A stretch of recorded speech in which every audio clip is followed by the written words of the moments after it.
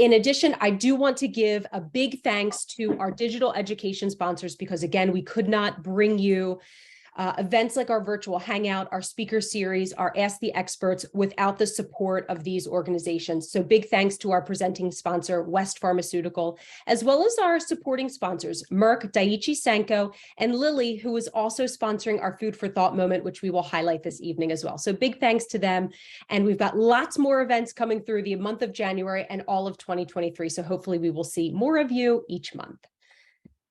With that being said, Aubrey, anything else to share before we get rolling with our evening? I don't think so. I don't have anything else to share. Erin, if you have a moment while Erica's presenting, pull up the recipe and share it in the chat, just in case anybody wants to look at it, but I'm super excited. Excellent. Wonderful. I will do that. Okay.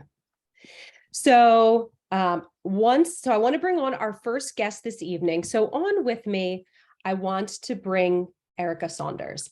So Erica Saunders of Newcastle, Delaware. She is with us. She is a dear partner and connection of Unite for Her, and does a lot of work to support those with breast cancer in the Delaware area. So just to share a little bit about Erica before she informs us about the wonderful work that she does. She herself is a breast cancer survivor. Discovering the lump in her breast in 2017, it was confirmed to be stage 1 breast cancer. And Erica attributes her faith, her fitness, friends, and family to help her navigate this whole diagnosis. She says God used her journey through breast cancer to give her life and a renewed sense of purpose. And in June 2022, she started working part-time at the Delaware Breast Cancer Coalition and as a survivorship specialist for the Newcastle County group. In this role, she facilitates a program called My Sister's Keeper, which is a support group for women of color. So we're here for Erica to share a little bit more about the work that she does, and hopefully there's some that are on with us this evening that can connect with you as well. So Erica, thank you so much for being here with us. All right, good evening, everyone. Thank you, Erin. As Erin mentioned, my name is Erica Saunders. I am a survivorship specialist with the Delaware Breast Cancer Coalition. And we are a small but mighty group of women here in the first state of Delaware. And we provide resources for anyone that's been diagnosed, man or woman diagnosed with breast cancer. We provide outreach, education, and support for anyone going through the journey. And it's been a great opportunity for me just to be a resource to men and women that have been diagnosed. And part of my role as a survivorship specialist, I facilitate not only My Sister's Keeper, which is a support group for women of color, but I also facilitate a program that we partnered with Christiana Care, and it's called The Story of Brenda. And you might have seen the advertisements about the story of Brenda. So I just want to take a few moments to tell you a little bit about Brenda. And Brenda, the story of Brenda is focused on triple negative breast cancer and its impact among women of color. So you might be wondering to yourself, who is Brenda? Well, Brenda is a 25-year-old graduate of Delaware State University. And last year, during some exams that self-exams in the shower, she found a small lump on her breast. She first initially didn't give it much thought, but she made an appointment with her primary care doctor.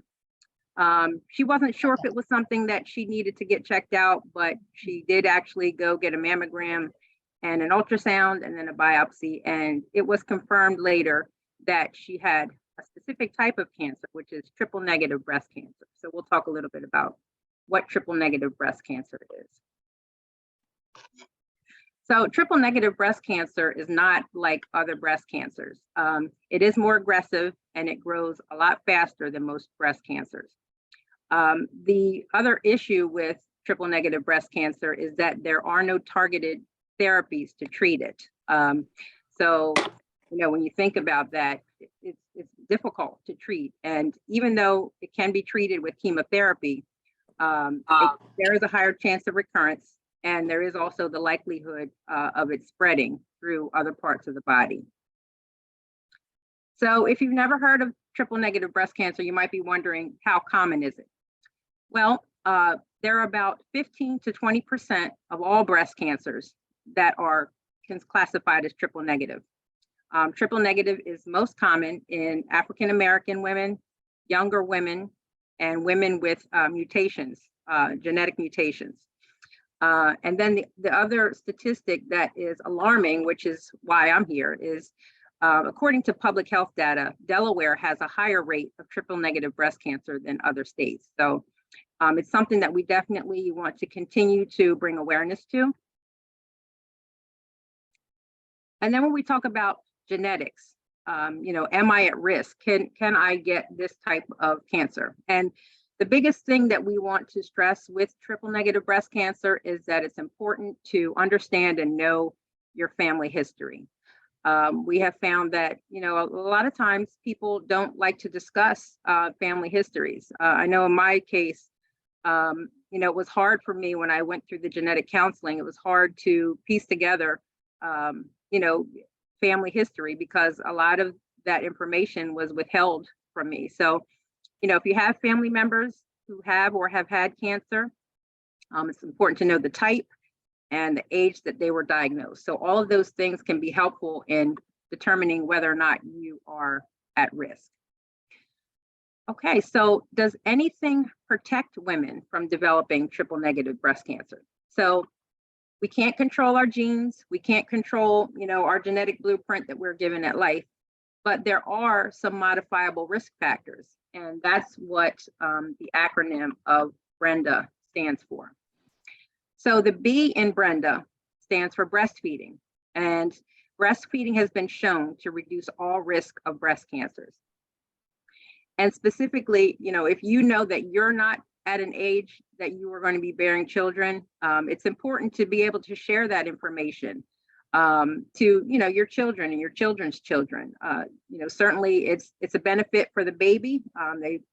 Breast milk is healthier, and it's also healthier for the mom because, again, it reduces the risk of all breast cancers, but specifically triple negative breast cancers. The R in Brenda talks about the reduction of alcoholic and sugary beverage consumption. And so we know that there is a direct correlation between alcohol use and cancer, and also sugary beverages and cancer. So just making lifestyle changes to reduce the overall exposure to alcohol and sugar. And that's why it's so great to be able to partner with Unite for Her, that has the Plantuary program and other health and wellness program initiatives that really stress the importance of, the healthy and wellness lifestyle. The E in Brenda talks about exercise, and it is recommended that we exercise at least 150 minutes per week. So we're not saying you need to go out and run a marathon, but we are saying that, there is some sort of moderate exercise that you should at least commit to 30 minutes a day, 5 days a week. And we all know that movement is medicine. Helping to maintain a healthy lifestyle is part of exercise and movement. The N in Brenda is talking about nutritious foods. And when we talk about nutritious foods, we're talking about nutrient dense foods. We're talking about eliminating, the breads, the refined products like your refined breads, your rice, those things that basically have no nutritional value in them, and consuming a lot more foods in their most nutrient dense state, like your fruits, your vegetables, your whole grains, things of that nature.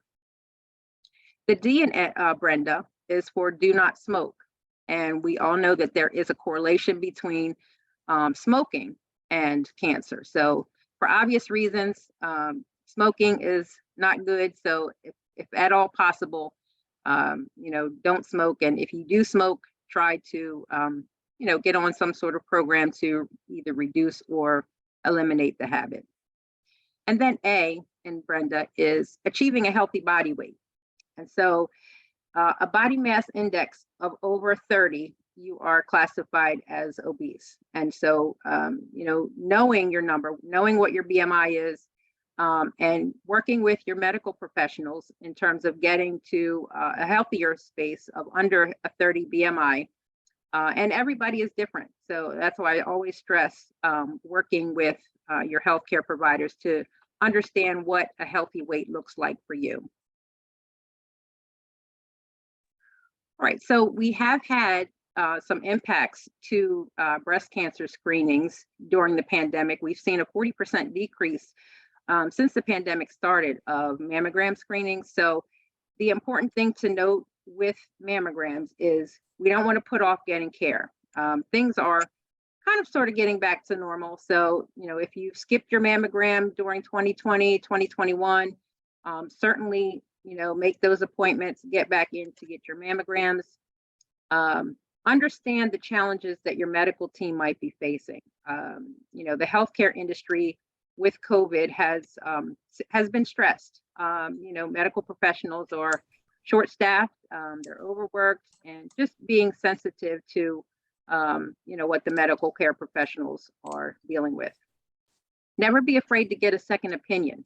If you feel, nobody knows your body better than you. So if you feel something or something doesn't seem right, and you go to your medical professional and they dismiss your concerns, then you know that that's not the right doctor for you. So you want to make sure that your voice is heard. And so never be afraid to escalate any issues that you find. And also mental health, when we talk about just holistic care, controlling what you can control and just being aware of your mental health. So I know that was a lot.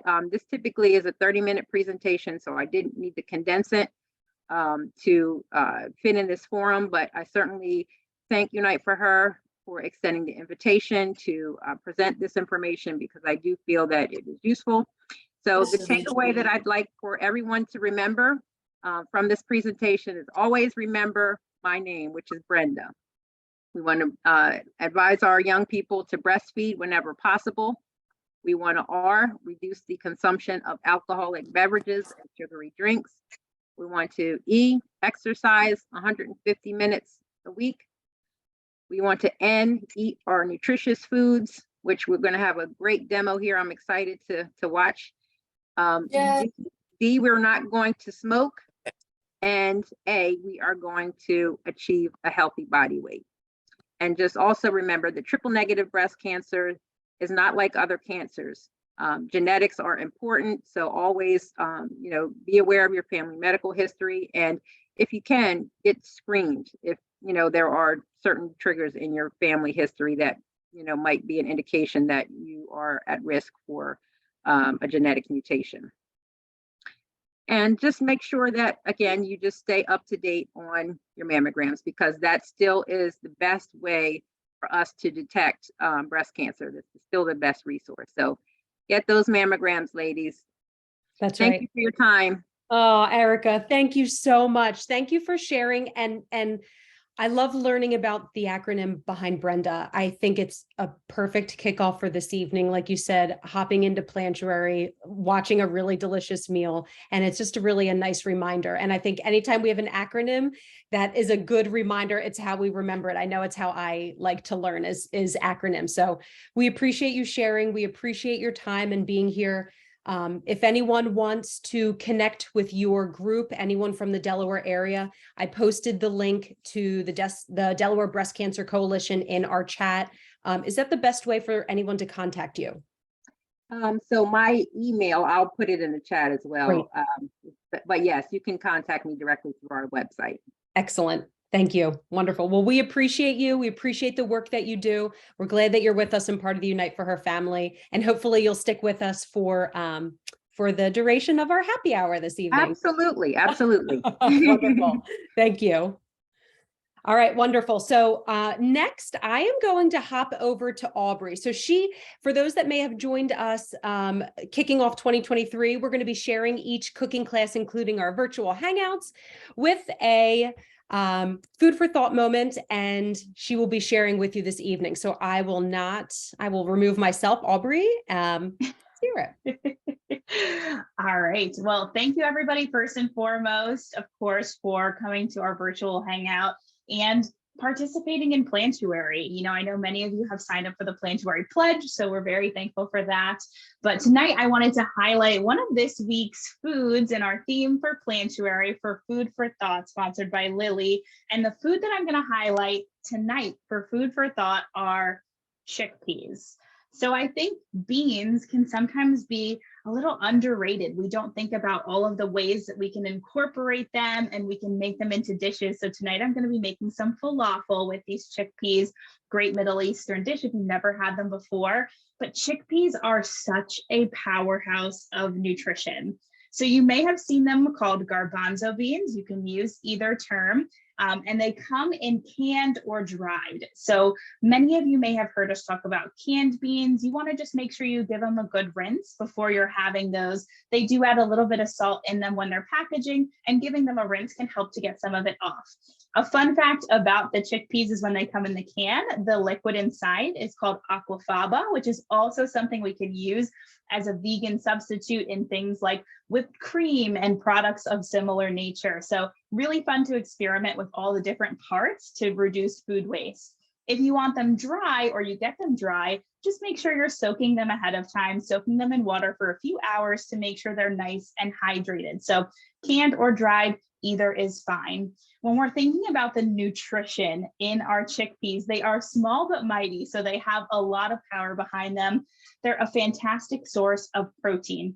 And at that, they're a complete protein. So complete protein means that they contain all 9 essential amino acids. And essential means that we need to get them from our food.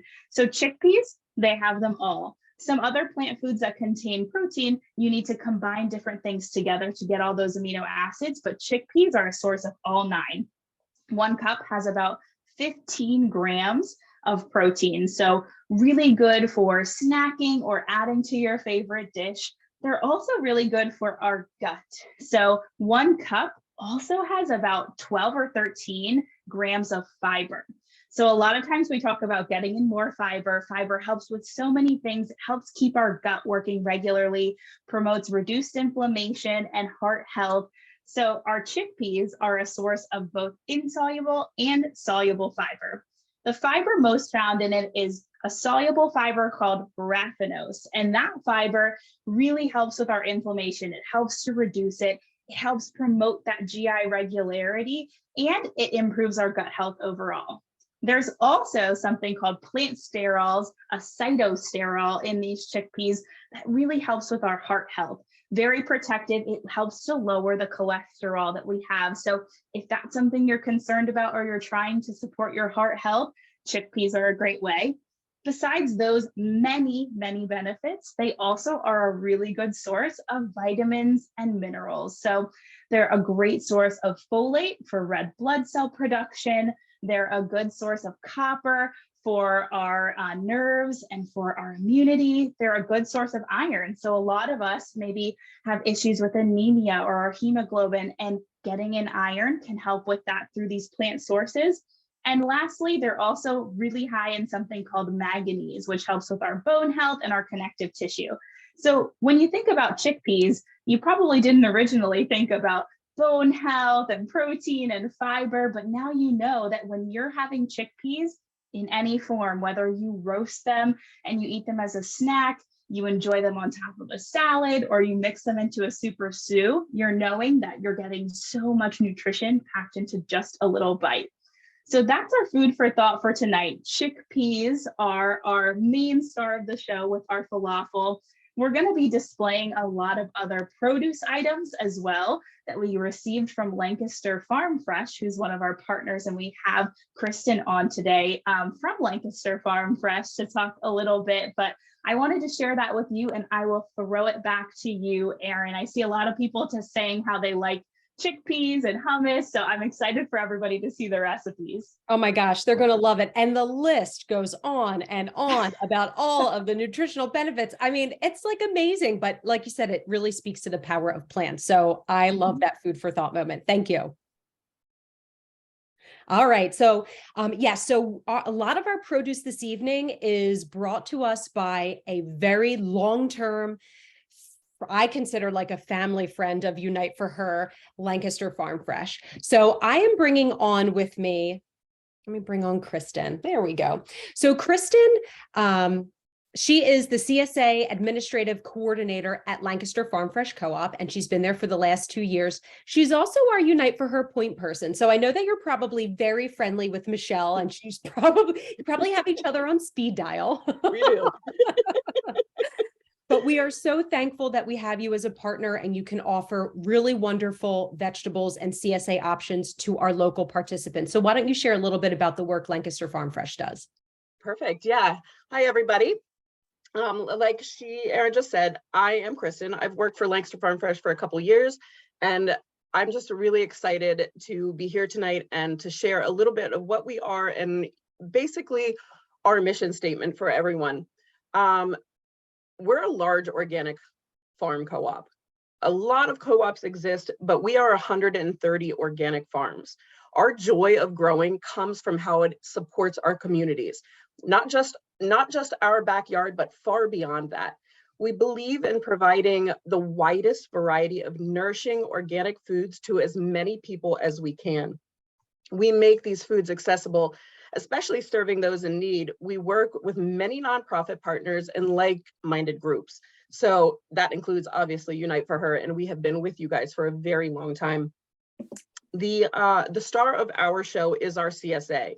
If you don't know what CSA stands for, it stands for Community Supported Agriculture. Basically, our CSA is a produce subscription program where individuals and families can purchase a weekly share from our farm's harvest. This allows our members to receive vegetable items that are appropriate to the season, especially as that season progresses. So you won't get the same items in the beginning of the season, for example, summer, as you will in the end of the summer. Our growers, actually, we take responsibility for how agriculture affects our environment. By farming in partnership with nature, we build healthy soils, protect waterways, sustain the diverse, biodiverse ecosystem that is our lands. In these ways, we can preserve farmlands generationally, and we work to ensure the well-being of all that we feed in all life. Before we move on too much further, and I kind of let you get into the fun part, I do want to touch on one thing. If you decide to receive one of our shares, unless we note otherwise, our growing methods comply with all USDA certified organic standards. That means we're chemical free. We don't put anything in our soil and we don't put anything in our product. Sometimes we do use IPM farming for our fruit specifically. IPM stands for Integrated Pest Management. So in our area, specifically mid-Atlantic regions, tree fruit, for example, are really difficult to grow organically. There are so many ways that it can go wrong. We do notice that with some of the fruit that you receive, you'll see a little IPM next to the item that you're gonna ingest. That just means that we've used the IPM farming approach. IPM broken down into like 4 categories. Basically, the first thing that they do is they decide if they even need to take action at all. When you buy any organic substance, it's not terribly uncommon for you to find a bug or something in things before you eat it. So make sure you just give it a good clean, and that takes care of that. If there is a problem bigger than 1 or 2 bugs, then the farmer just really needs to monitor this crop and decide if they need to take further action. The big thing in IPM is that we do want to practice pest prevention by all means necessary that don't involve any chemicals at all. So that includes, for example, crop rotation, where they may move one thing to another field or vice versa. Any natural method that they could do, that's our first step. They could use pheromones, which is a pretty cool way of farming to, spray something that will deter that pest from coming back that is not a chemical. It's a naturally occurring substance, and it keeps us within our organic reigns, so to speak. And lastly, if none of that works, if we really get to a point where we cannot handle the pest and we're going to lose an entire field, or orchard for more than that, actually, then we do try to use a synthetic pesticide that is least harmful to both people and the environment. Our main goal is to provide the best possible food for both those ingesting it and the environment. That's our big thing. So we're happy to be a part of this evening, and we're super excited that we've been included in these things going forward, because traditionally, I don't know if we really have been. So I'm pretty excited to be here. Wonderful. That was wonderful. And I think it was, you really touched on some points that I think maybe we don't think about with organic farming, just about, you know, how it helps the overall environment, how we're thinking of the animals in the area. And it's not even about humans, and frankly, just touching on the quality of your produce. So we are so glad that you're here. We are so glad that you have filled Aubrey's kitchen and her recipes with a ton of delicious food. You're getting great kudos in the chat. So we're so thankful that you're here with us and that we have you as a partner. Yes, us too. Good. All right. So I am now going to stop talking, and I'm going to handle it over to the fun part of the evening so we can get to dancing in the kitchen. Well, I'm so excited to share these fun recipes with you, and recipes that I think incorporate, you know, some things maybe we don't think about incorporating. Edamame hummus is one of the recipes. So to take a step back, if you missed the beginning, I will be cooking some crispy baked falafel. So we're baking it, we won't be frying it. And I'm making an edamame hummus that is so delicious. So we're utilizing some great sources of plant protein. This week's theme is beans and lentils. But last week we talked about produce. We talked about fruits and vegetables. So I'm going to be incorporating a ton of fruits and vegetables that I got from Lancaster Farm Fresh in my plating and setting up our dish. And I'm excited to be able to share with you how to incorporate some vegetables that you don't maybe use as often, or just ways to touch on incorporating more vegetables, because we could always have the falafel on its own, but we always talk about adding in some plant nutrition. So we want to add in some veggies to what we're having. So to start, I preheated my oven to 400. It is nice and toasty. We're going to get that ready for our falafel. I'm going to start with the falafel recipe before I make the hummus, and it is super simple. So I know a lot of people will ask me for weeknight meals or meals that don't take a lot of prep. This is one of them. You need a blender or a food processor, and then you need a baking sheet and an oven. And that's pretty much, you know, the extent of those tools you need for the kitchen. So it's one of those toss it all in, then set it and forget it kind of recipes. So I have my blender here. I'm just going to use a large blender to combine everything. I'm starting with my chickpeas. So this is 1 can of chickpeas. I drain them, I rinse them, and then I let it sit for a little bit. I came back and I rinsed it again. I just like to give them a good, nice rinse. And I kind of let them dry out a little bit just so that they're not too wet. You don't want too much moisture to be in the spatter, or sometimes they just kind of fall flat a little bit, which is fine. You can still totally enjoy them that way, but just as a word of caution. So in my blender, I'm going to put this entire bowl of chickpeas. What a satisfying sound pouring that into the blender. All right, and so I have half of an onion here. I got this onion from Lancaster Farm Fresh. It is beautiful. And so what I'm going to do is, with the half the onion, I'm going to cut the end off first.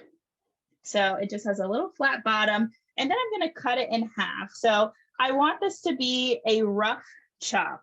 When we put it in the blender, it's going to help chop it up a little, but I know that I don't want a huge chunk of onion in my falafel. So I just want to cut it up a little bit smaller. So I cut it in half in the middle, and I just cut it lengthwise. And now I'm going to go back and I'm going to cut it again. So it's kind of like a puzzle putting it together, but you'll see it creates beautiful small pieces of onion. And I'm all about being flexible in the kitchen. So whichever way you cut an onion and whatever way works for you, works for me. All right, so I've got all this. Be careful of your fingers, as always. I like to leave the top on because it helps keep it all connected, but also it's a good place to rest your fingers while you're chopping. Okay, so I'll show everybody what it looks like when I did my little chopping method. So we've got some small little pieces of onion. So I'm going to go ahead. I need about a half a cup but I don't really mind too much onion. So I don't want anything to go to waste. So I'm going to use the rest of this onion and put it in here. While we go along today, I just want to highlight some affordable eating or affordable cooking techniques or things to think of, just because I know that with the rising price of groceries these days, you know, wherever we can save is great. So this is one of my little tactics, you know, even if a recipe calls for half a pepper or half an onion or something like that, I usually find a way to either use it in another recipe or I'll just add it to the recipe I'm making because I don't want it to go to waste. I know that if I put it in my fridge, I might not remember that I put it in there and then it might go bad. All right, so I'm just gonna give my hands a rinse, get the onion off. All right, so I have here a lemon and a zester. I need about a teaspoon of zest. So what I'm gonna do is I'm just gonna go around, I'm gonna zest most of this lemon. And later when we make our hummus, I'm going to be using lemon juice. So it's a good way, multi-purpose way. I'm using the zest, I'm using the juice, really getting the most out of this lemon. All right, so I'll go ahead. I got most of the zest off of there. You know, don't go crazy. You know, you don't have to get every inch of zest off, and you just want to zest it down until it's a light pale yellow color. When you start to get to the white and the membrane, that's when you've zested off most of the exterior. So just leaving it at a nice pale yellow color is perfectly fine.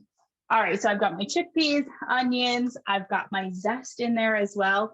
I'm gonna put in a couple different herbs and spices now.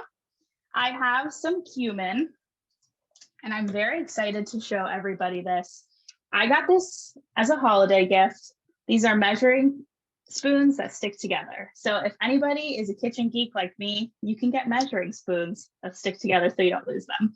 So I'm going to put in cumin. I'll start with that. I'm going to put in a teaspoon. So let me sift through these. All right, and I'll put in a teaspoon of cumin.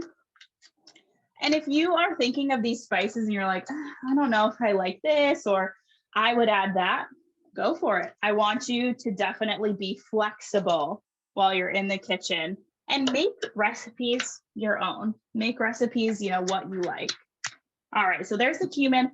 I'm going to put in a teaspoon of coriander as well. All right. Perfect.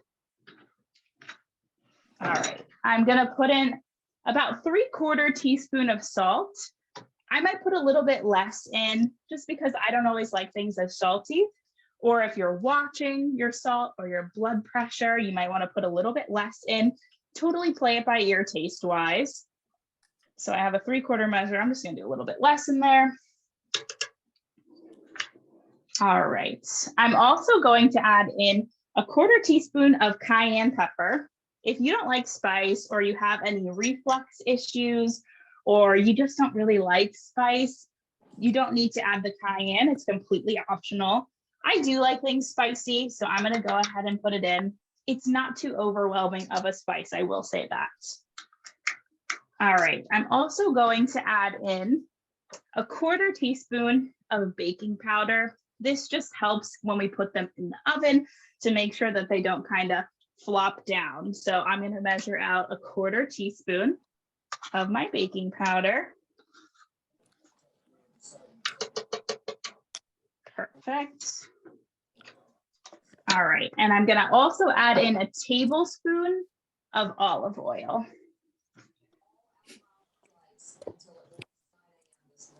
All right. And last but not least, I love garlic, fresh garlic. So I'm going to add in about 3 cloves of garlic. I really love garlic presses because it takes a lot of the work out of the garlic. You don't have to chop it, you don't have to peel it. So I'm going to go ahead, I put the whole clove in, and I'm going to just press that. And a fun tool that came with this is it also is a leveler. So I'm going to use that to kind of scrape off my garlic. All right, and then the only thing is you have to peel the old garlic out, but it's not too bad versus having to chop up garlic. Now, if you wanted to use, the minced garlic that's in water at the store, absolutely fine as well. Or the garlic paste that they have at the store, that's a good option. You can even omit the garlic if you don't like the garlic flavor, or you could add more. Again, all about flexibility in the kitchen. So whatever works for you. All right, last clove. Aubrey, I think most of us here this evening are going to be doing some kitchen tool shopping between the garlic press and the magnetic measuring cups and spoons. A lot of interest here. Oh yeah. I wish I could tell you where the magnetic spoons are from. I can ask the person I received it from, but that was such joy opening those and seeing that I wasn't going to lose my spoons anymore because they would all stick together. Oh, it's the little things. It is. It is. Any questions before I hop into blending this up? Anybody have any questions? All right. Yes, the recipes are, Idel, they are shared on the website now. You can actually view them already. So if you wanted to look while you're cooking along, it should be under our Plantuary page. It's the crispy baked falafel and the edamame hummus. And I can also share them at the end as well so that we have them. All right, so I've got all my ingredients in here. I'm gonna go ahead, I'm gonna put the lid on my blender. Before I go ahead and blend this, I'll tell you, I don't want it to be completely pureed. I want to pulse it and I want it to be mostly blended, but I want some little chunks in it because that's kind of what gives falafel its delicious texture. So I'm gonna give it a couple pulses and then I may take my spatula and kind of mix it around.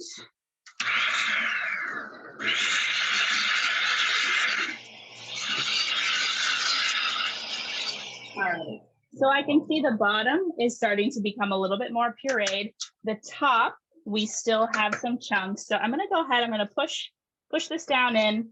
And what I'm also gonna do, now that this is blended up just a little bit, I'm gonna add in some fresh herbs to really, really brighten it and bring it home. So I have some cilantro I got at the store, but I also have some beautiful parsley that was given to us by Lancaster Farm Fresh. So I need about a cup of each. I'm just gonna give it a rough chop. You could honestly put it in completely whole. I just think for blending, it's gonna make it a little bit easier and quicker if I just give it a little rough chop. So there's our cilantro. We have our parsley too. So one kitchen tip to reduce waste, when you have fresh herbs, store them how you would store flowers. So you can trim the bottom a little bit and put them in a glass of water. And that really helps to extend the life of those. Similar things that it works with if you have carrots or celery that have maybe gone a little limp and they're not looking as good, you can cut some off and put it in a cup of water, give it a little time in the fridge, and it'll absorb that water and it kind of reinvigorates it and gives it a little bit more life. All right, so got my herbs in there. I'm gonna go ahead and give it a couple more pulses.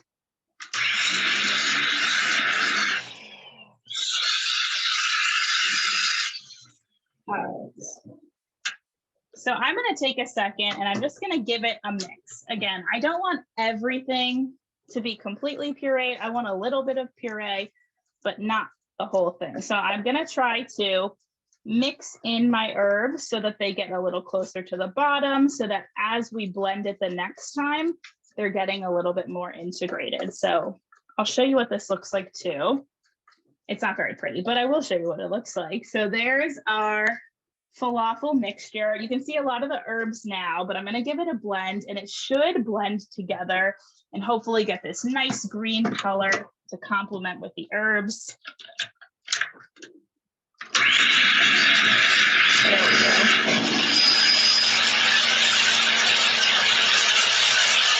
All right. And I'm going to give it just a couple more pulses for good measure.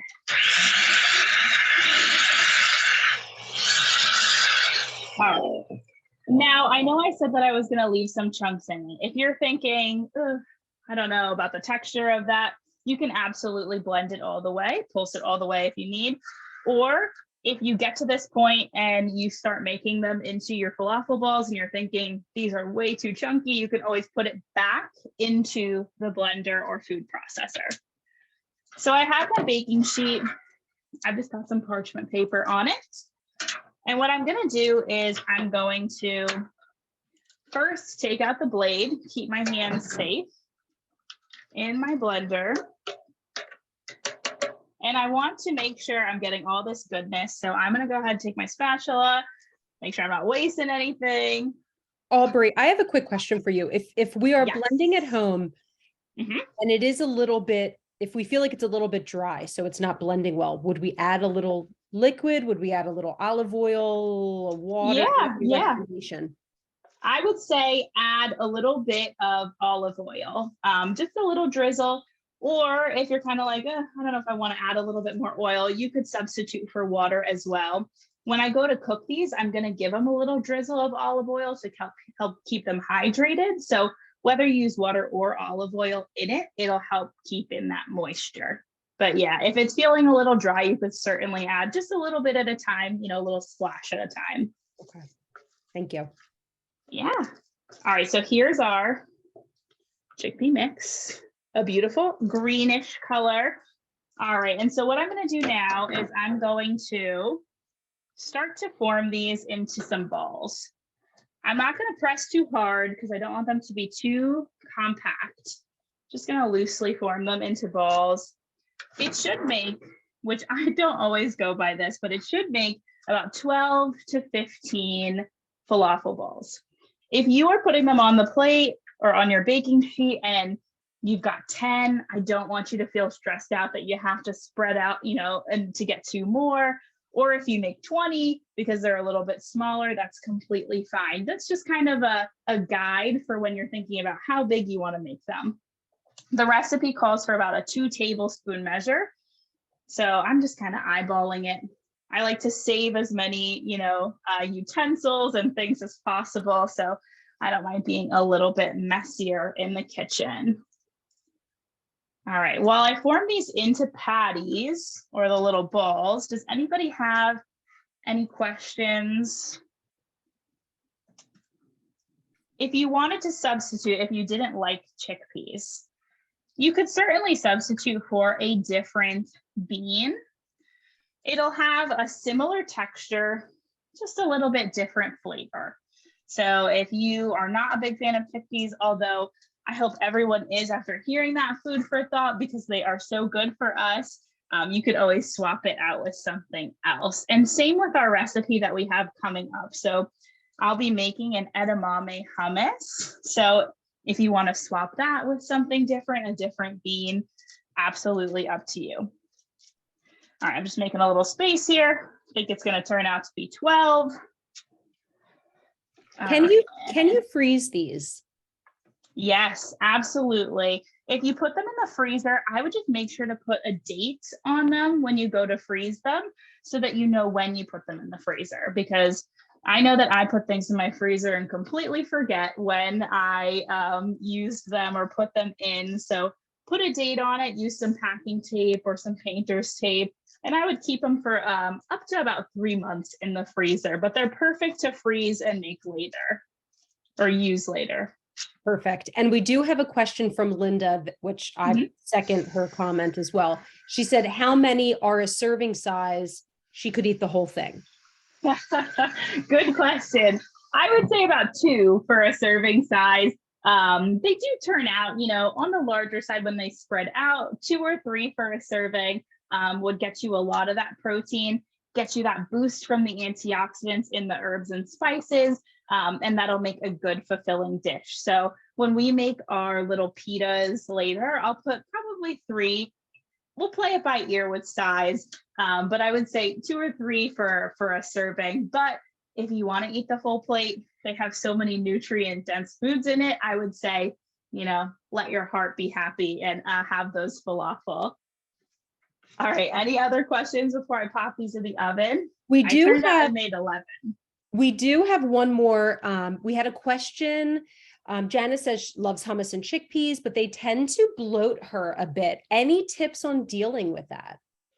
Yeah, good question. So a lot of times I hear from people when they start to make these changes and integrate more plant foods that they do deal with some bloating because those foods have more fiber. So we're going to take longer for that digestion. So I would say a good tip is just incorporating them in a little bit at a time. So, something like this that has a lot of chickpeas, maybe starting with a small portion, having, one or two and seeing how you feel, making sure you're staying well hydrated as well so that you're kind of keeping everything moving throughout your body, but getting in that variation of the insoluble and soluble fiber in different forms and just trying to take it a little bit at a time. It's one thing to go from 0 to 100 and start having so many fibrous foods, but we want to think about, treating our gut well and giving it time to adjust. Love that. Thank you. Yeah, of course. Any tips from you, Erin, too? No, I mean, I would say exactly what you said, but hang in there.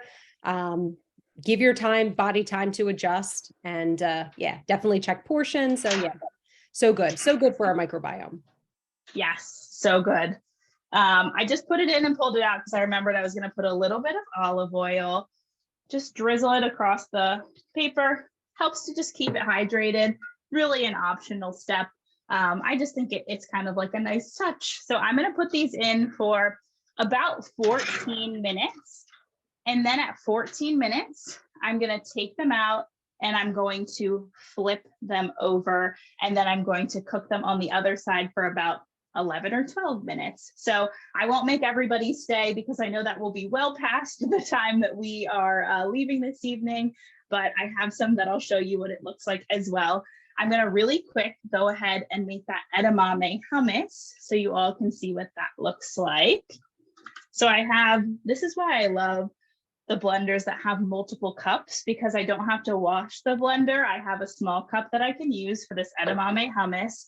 I'm going to start with a couple ingredients I have over here.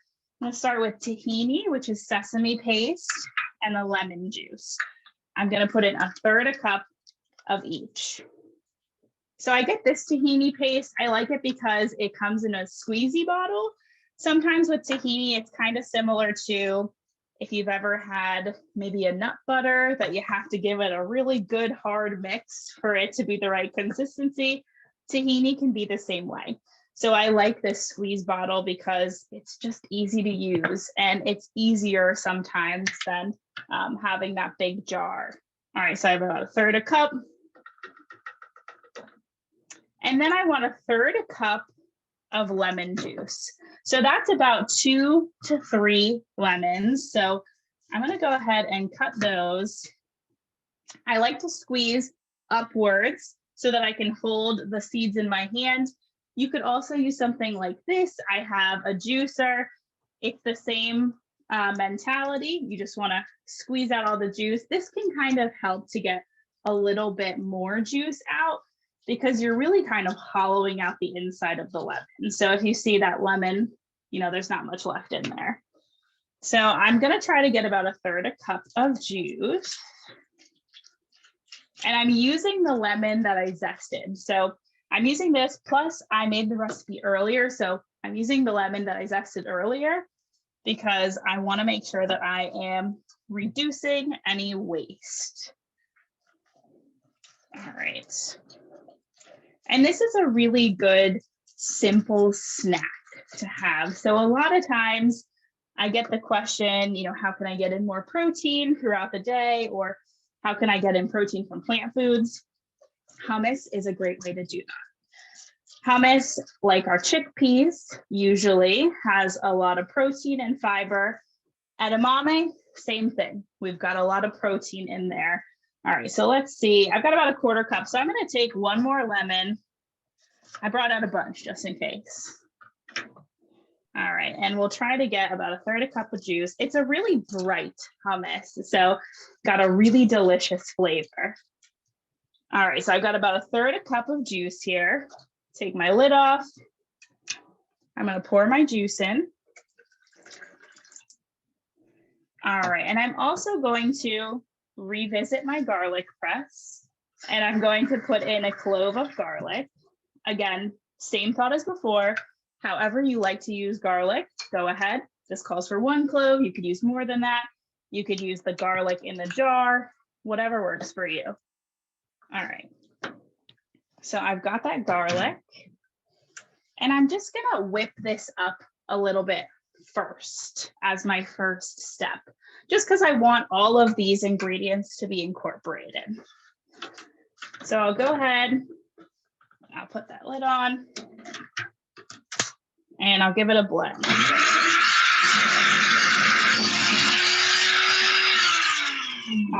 Perfect.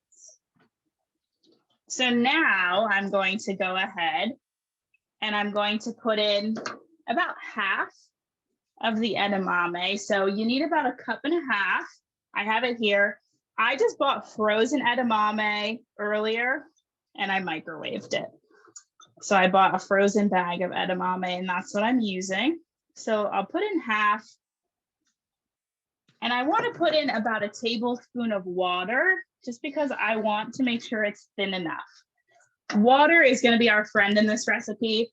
If you need to add more, add more. Don't feel like you can't. All right, so I'll give that a blend.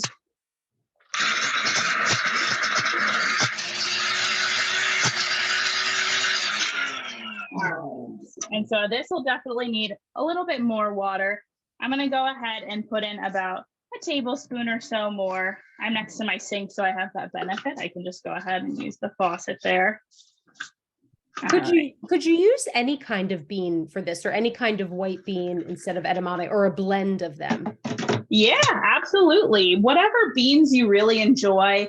I could see it with black beans or white beans or chickpeas or a mixture of multiple beans. You could certainly do, whatever tastes good to you. Absolutely. Great. All right, I'm going to go ahead and give this another blend.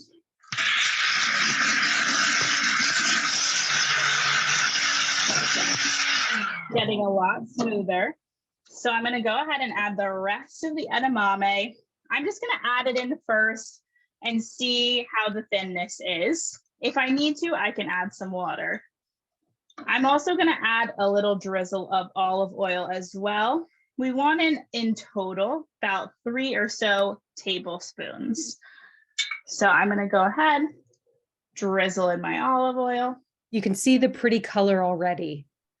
I know, it is so beautiful. And this is so light compared to what it'll get, because we're going to add in some cilantro too, which will really brighten it up.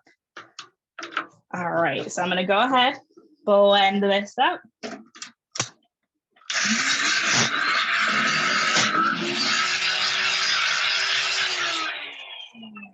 All right, I'm going to give it a little shake. And it looks a little thick, so I'm going to go ahead, going to add my water. Again, water is your friend in this recipe, but you want to make sure you always add a little bit at a time. You can always add more water. You can't take water out. So making sure you keep that in mind.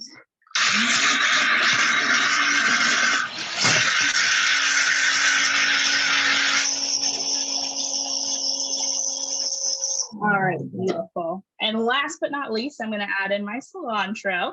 You can also add some herbs and spices that are dried if you'd like.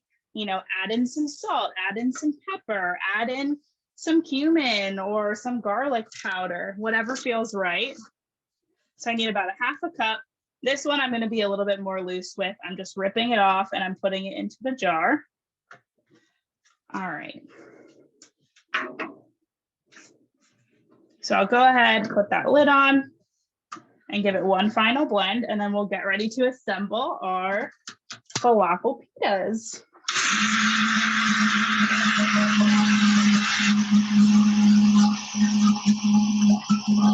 All right, so you can see it is this nice, beautiful green color. It is so delicious. It has a ton of flavors in there.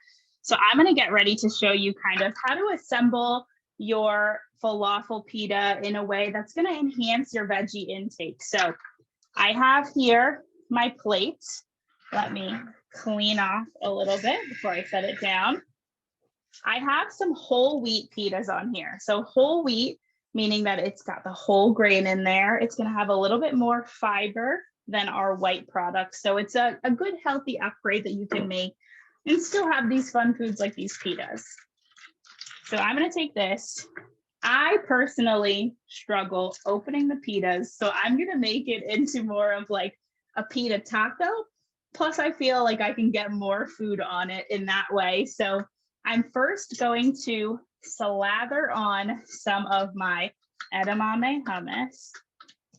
So I'll even show you what that looks like on here. And I'm going to be a little liberal with it because this hummus is so good. You can see this beautiful green color. Just going to go ahead and spread it out. Then I'm going to take some of my Lancaster Farm Fresh veggies and I'm going to take it up a notch. So this is where you can make those healthy upgrades.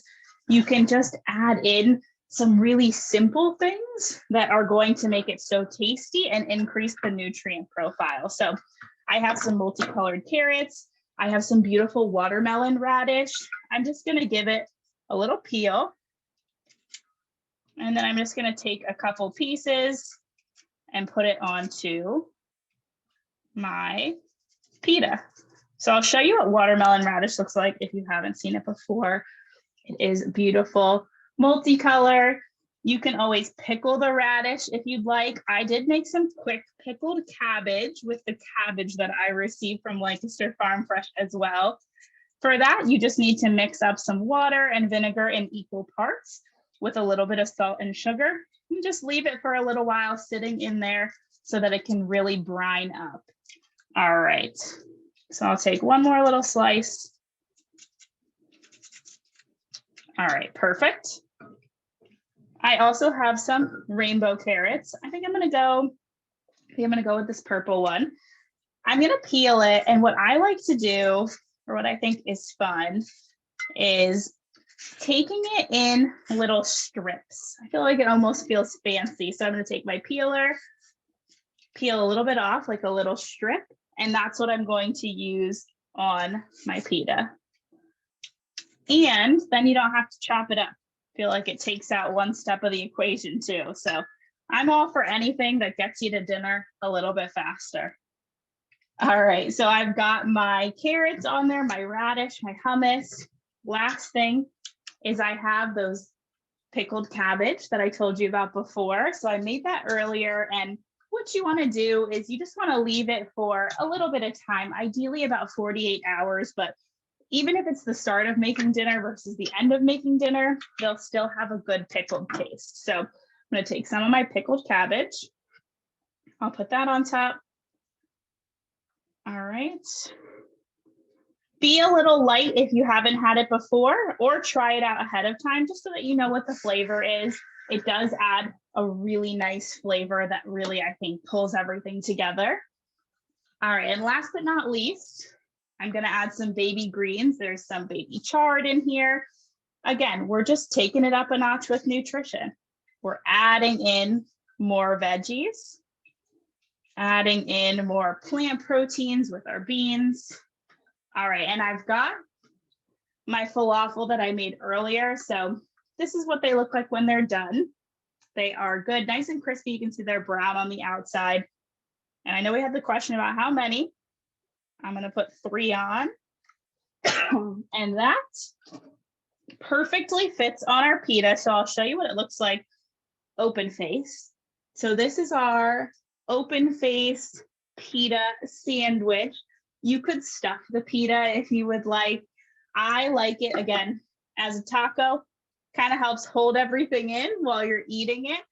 Again, a great easy weeknight dinner. 2 components that are very versatile. The falafel, you could freeze it and save it, or you could use it right away. You could have it in many formats, even just packing it as a snack or to have with your breakfast or lunch or dinner.